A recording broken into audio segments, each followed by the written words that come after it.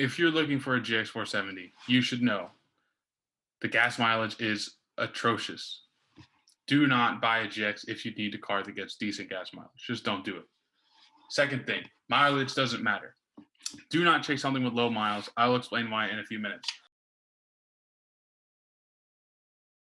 Hi, I am coming up on 3 years with my GX470, and I'm coming up on 3 years with my GX, and I honestly think I got lucky because it was in decent shape.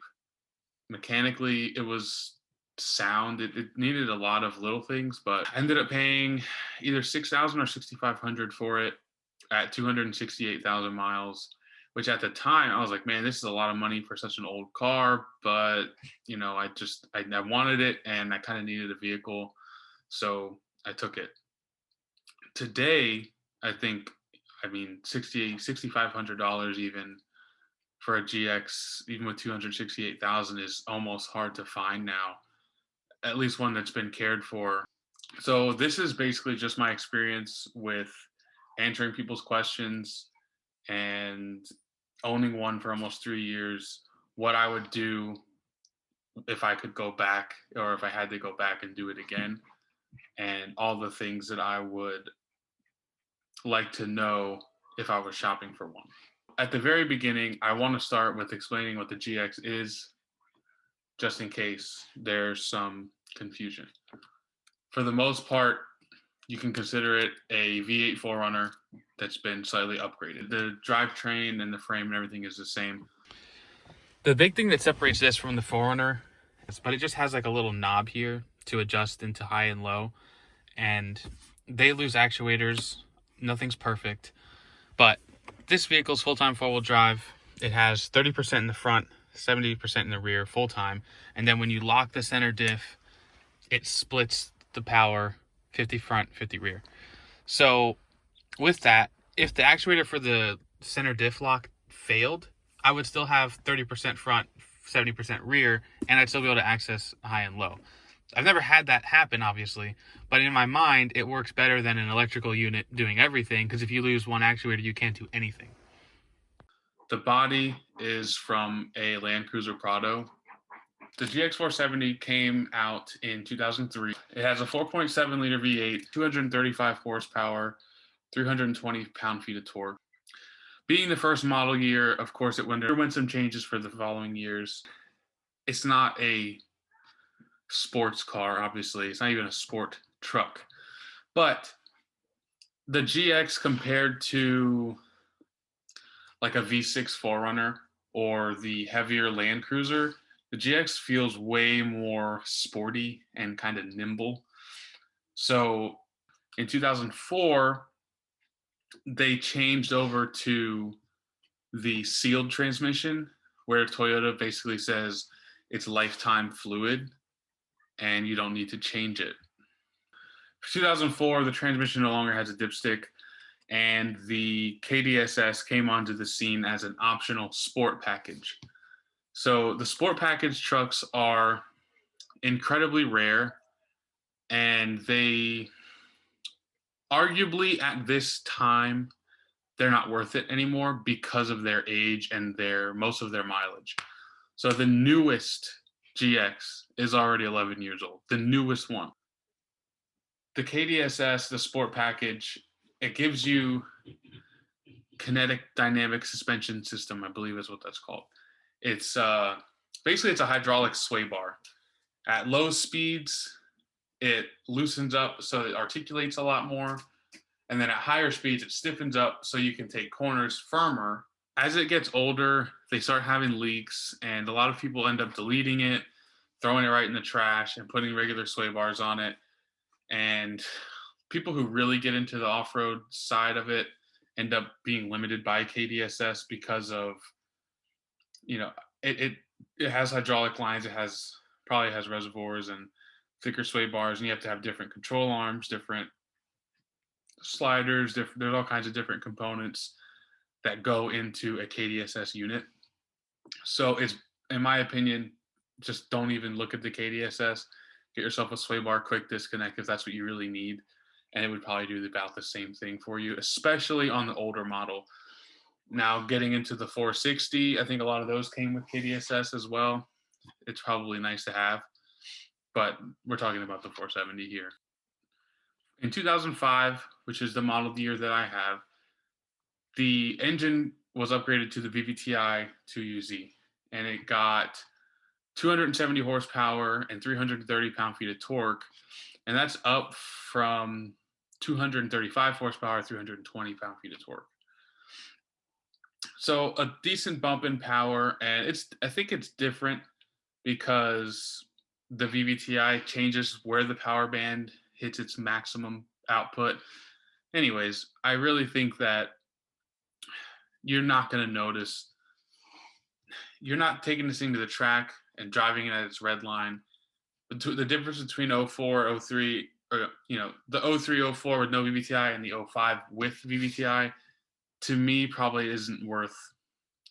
If you have an 04 and an 05 and the 04 is in better shape, get the 04. Don't go out of your way to find the VVTi engine. In 2006, they changed the navigation system just a little bit.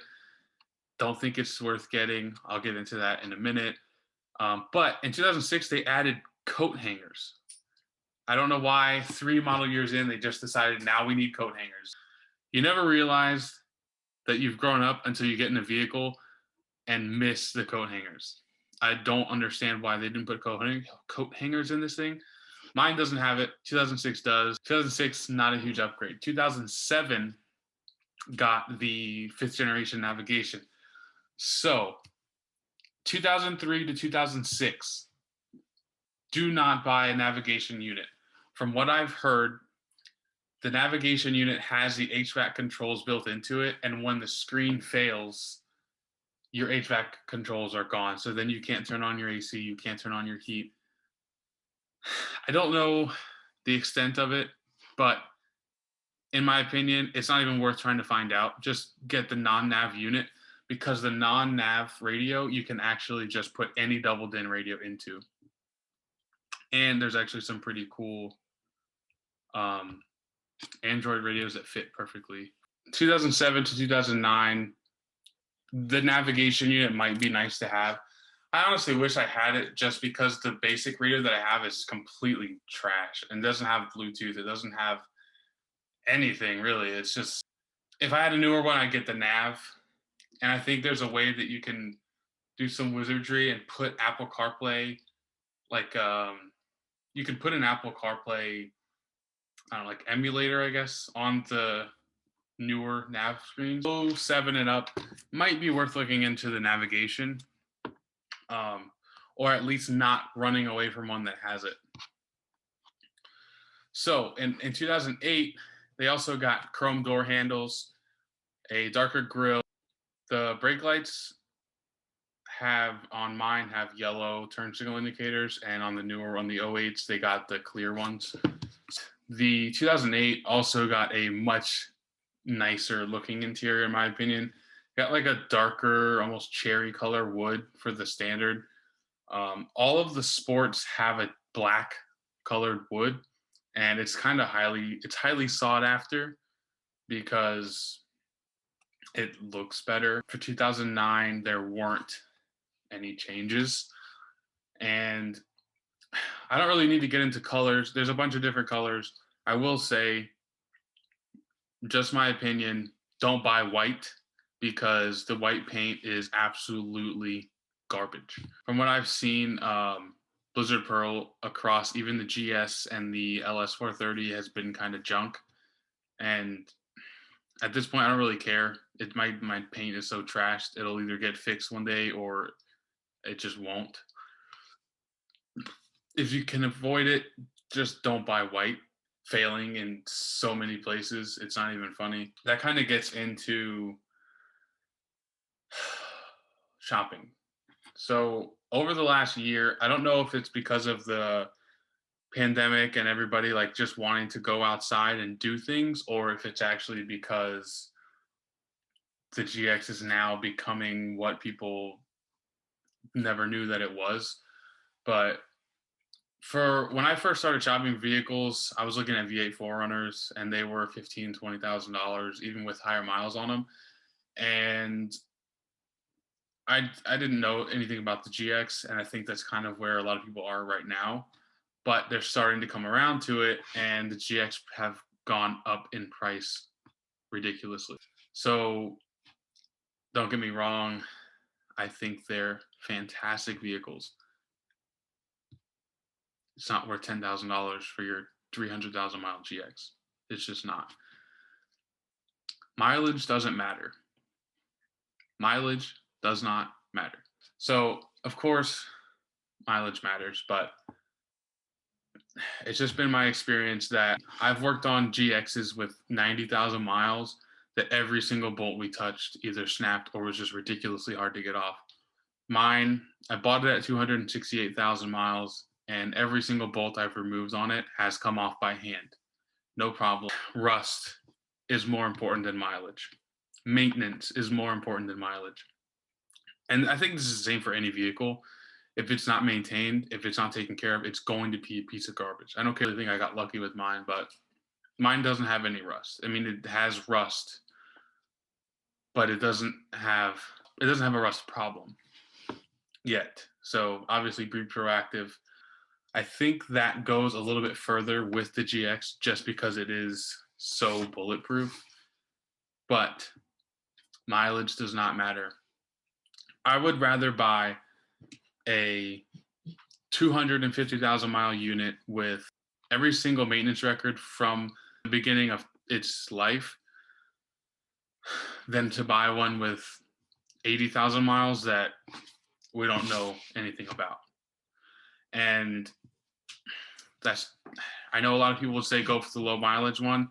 I don't agree with that at all. I 100% believe that you can buy a good car, even around 300,000 miles, as long as it's been cared for, it's going to last you well over 500,000 miles. And realistically, who keeps cars two, three, 400,000 miles? That just doesn't really happen anymore. Chances are, if you buy one, you're going to have it for a year, two, three, and then you're going to move on to the next thing. So don't worry about mileage. I did post mine for sale briefly. I I go back and forth. That's a whole other story. But um, I told the people who wanted to buy it, I said, "Come drive it. Don't talk to me about the mileage until you come drive it. Once you drive it, you can say anything you want to about the mileage, because it just doesn't." I've owned 40,000 mile Honda Accords that were more creaky and groany and crappy than my 300,000 mile GX470. So don't buy something that has more miles than you're comfortable with. Don't buy something that has low miles just because they're low, because that's how you, in my opinion, that's how you get yourself in trouble. That's the one at this point, the newest one's 11 years old. The ones that have 60,000 miles on them have been sitting for a very long time, for long periods of time throughout their life. Because people are starting to realize that their market has gone up, they are getting priced through the roof. I've seen these things pushing $20,000 now for some of the lower mileage ones, and to me, that's just a joke. This is an 11-year-old car. It's not. It's not worth it. And we could say the same thing about Forerunners. I think Forerunners are ridiculously overpriced for what you get. You get a 20-year-old V6 and 16 miles per gallon. It's not. That's not a $30,000 car with 100,000 miles on it. It's just not. We have a lot of resources for prospective GX buyers and owners. First off, I have to say GXOR on Facebook. It stands for GX Off Road. It's a Facebook group, but it's become this giant, almost like a forum used to be back in the day. There's a gold mine of information there. There's people in there that have been driving GXs since the day they came out in 2003. There's people that have just got them this month, and we all kind of come together, and they do a ton for their community. They do a ton for GX owners, as far as even like charities and stuff. But there is a huge wealth of information to be had there. Um, and so I actually want to go ahead and go into let's see. It's a Facebook app. It's a Facebook group, but you don't have to have a Facebook. So I'm just gonna go into incog so I don't have all my passwords saved, and I'll type in Facebook GXOR, and we'll see. I'm pretty sure you can access the group without being on Facebook. You can see GXOR tells you what it's about. There is tons of good information here.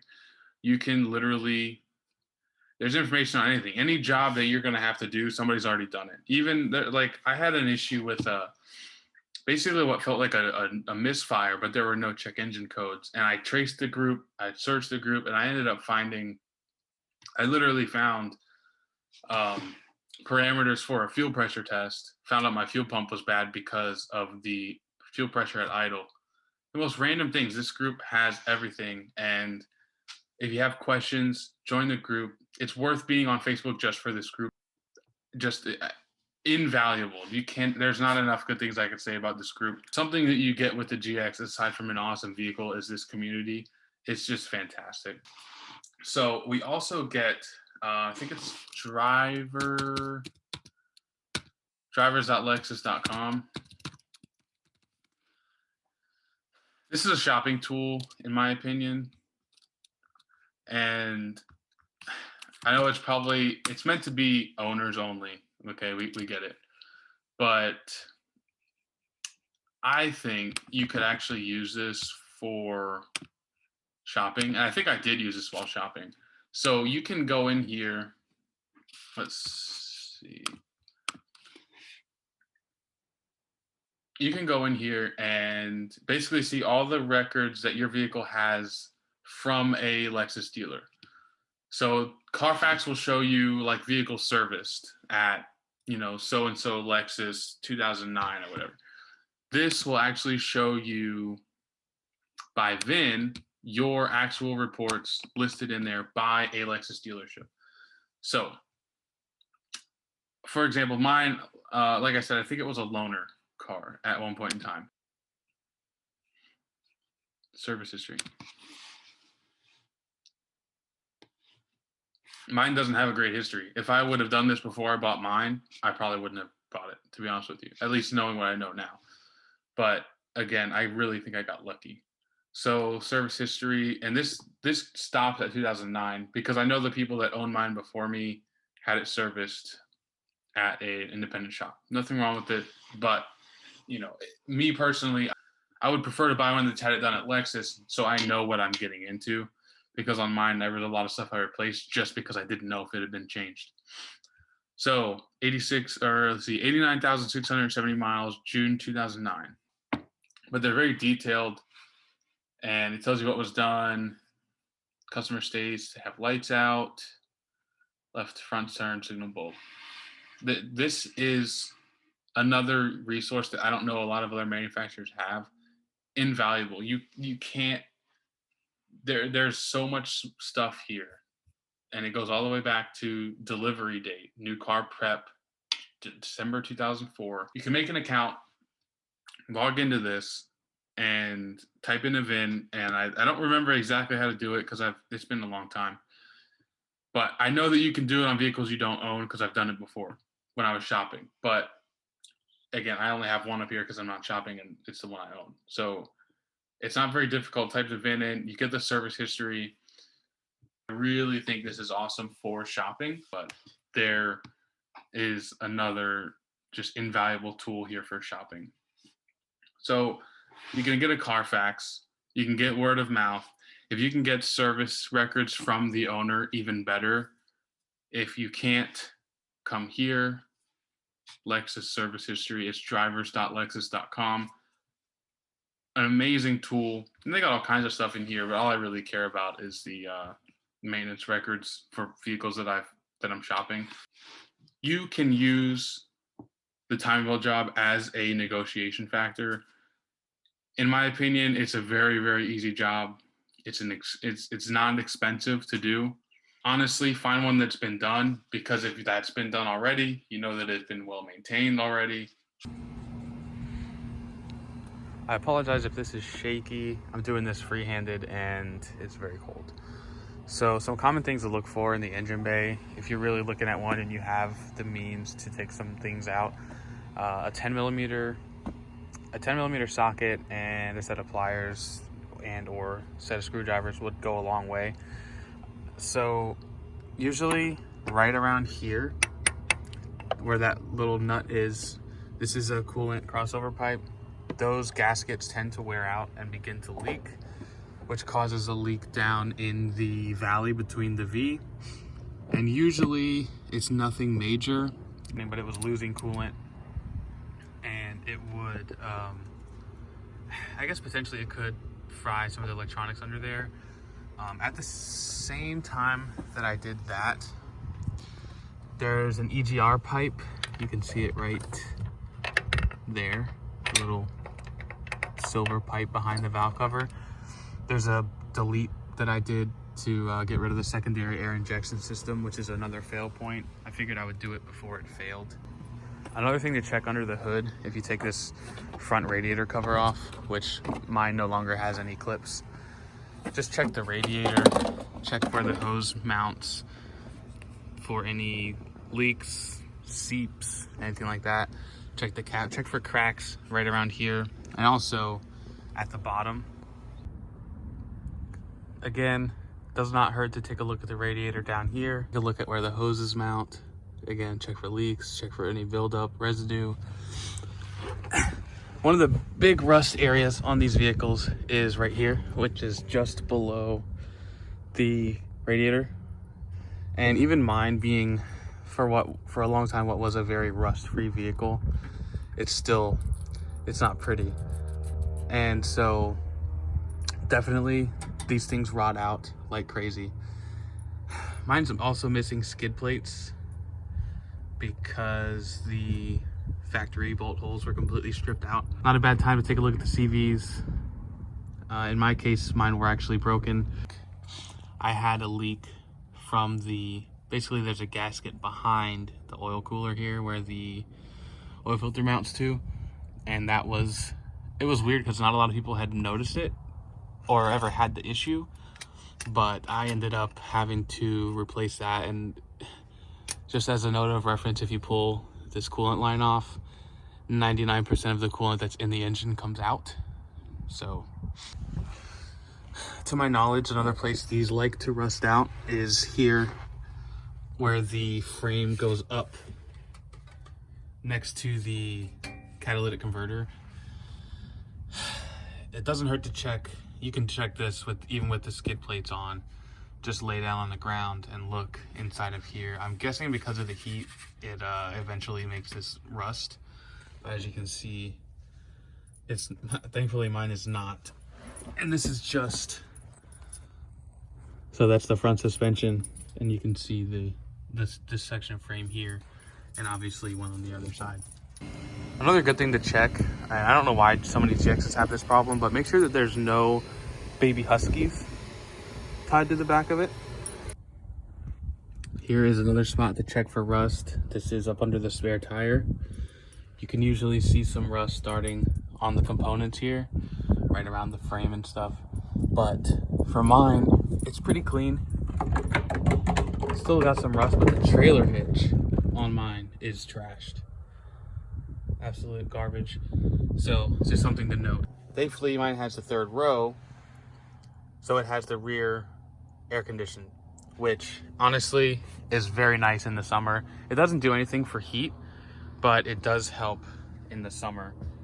So obviously the third row in this is kind of useless, but finding one with the third row allows you to get the rear AC, which to me is really worth it. It also has its own AC system back there. So the third row is basically useless. There's an outlet. There's about 11 inches between the seat and the load line. So it's possible to use this like this, but if you're doing anything more than taking the kids to school, it just doesn't work. We have 3 kids, and while the third row is nice, I sometimes split it in half and just use the one side. it's still, I mean, it's just not good. Even for a child, it's not a good place to sit. This is just a fun fact about the GX. So most people buy the third row units because there's a lot of them. And if you notice, there's a place for a third headrest here. So yes, this GX is actually technically an 8-seater. There's 3 seatbelts there. There are 3 seatbelts there, and obviously 2 in the front. So a lot of people will buy the third row unit. They get the rear AC. Honestly, I don't think people seek after them. They just buy them because there's a lot of them. As soon as they go to sell their third row seats, everybody online will say, does it have the third headrest? If it doesn't have the third headrest, I'm not buying it. Well, let's just break this down for a second here. Nobody is buying GX470 third row seats because they're worthless. They don't do anything. If you have a 5-year-old, maybe, but nobody's buying them. If somebody is buying them, nobody is gonna put 8 people in this GX or 3 people in this third row. It's just not, they're not gonna do it. And even if they were, nobody cares if they have the third headrest in the rear. What I think this is internet know-it-all guy talk for basically if they comment, does this have the third headrest? They just like to say it because they know something that you don't, and that there is a little secret pocket here with the headrest in it. Nobody really cares. That thing is a joke. Absolutely ridiculous. Every single GX most likely has dash issues. These things crack like dry lake beds, and they don't ever get any better. For a period of time, there was a recall. Given that the newest GX470 is 11 years old, Lexus doesn't have to do anything about this. And because mine's a 2005, they definitely won't. I think on the 08s and 09s, they might still be offering a dash if you can find one. But in my opinion, you should never buy a vehicle with the intention of having something replaced under warranty. If you're buying something like this, just expect to replace it yourself, or like I've done, come up with another solution. This is the grandpa mat. It's literally called dash mat. And to be honest with you, it's really nice. It cuts down on glare. The standard key fob disintegrates after a few years, unfortunately. So I picked this up, AJT Designs. I believe it's around $40. And you basically just gut the stock key and all the internals go into this. And this bolts together. And I have 2 of them. This is my second one. The first one I got when right after I got the GX because the key was cracked. And I've dropped it off of roofs. Not this one, the other one, but it doesn't look any worse condition than this. I've dropped it off of roofs. I've sat on it. I've fell off my skateboard onto it. I fell off my bike onto it. It's been in water. And honestly, this thing is, I mean, this is like you could probably set this to the end of the world and it would still start the truck the next day.